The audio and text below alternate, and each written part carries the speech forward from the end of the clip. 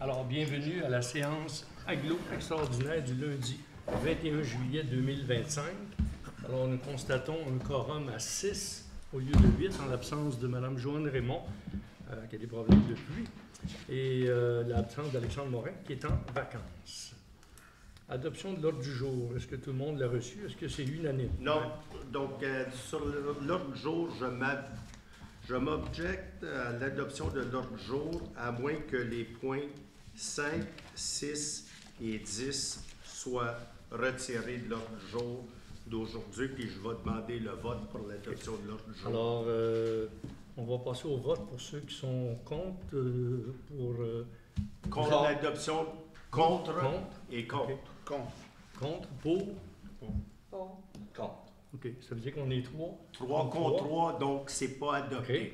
Donc l'ordre du jour n'est pas adopté selon... Quel article encore, Nadine? C'est correct. Mais c'est pas grave. C'est pas grave. Non, bien, merci. C'est pas important. On s'en va. Et c'est pas grave. On fera... on mettra un droit de veto là-dessus, on verra. OK. Alors, c'est lesquels? C'est les 5? 5, 6 et 10. 5, 6 et 10. OK. Parfait. Alors, on les retire. Maintenant, le point 3, le procès verbal qu'on a eu, est-ce que c'est unanime? Oui.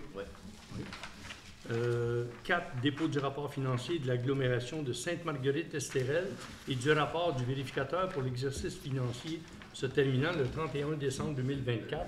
C'est un peu le document qu'on a. Il y aura un rapport que je produirai au mois d'août, un rapport du président de l'agglomération avec les détails.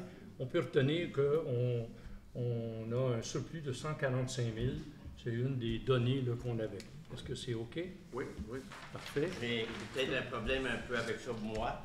C'est que on a un profit de combien, vous êtes? Non, pour l'agglomération, il y a 145 000 de surplus qui a été constaté. Oui. OK. C'est beau. Et c'est un dépôt seulement. Parfait. On n'a pas à voter là-dessus. Alors, on passe au point 7.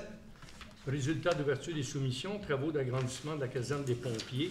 Alors, c'est le fameux contrat qu'on accorde à la construction Marc Arbour enregistré pour un total de 1 810 856 et 25. Et on en avait discuté en caucus. Est-ce que tout le monde est d'accord? Oui. Okay. Sauf que là-dessus, on a reçu la subvention qui couvre 70 ou 72 Oui, 73, je pense, quelque part. Mais c'est conditionnel toujours à avoir la subvention. Mais on a les lettres d'acceptation qu'on a reçues du PRACIM. Merci. C'est adopté? OK. Oui. 8, services professionnels, ingénierie, contrôle de la qualité des matériaux.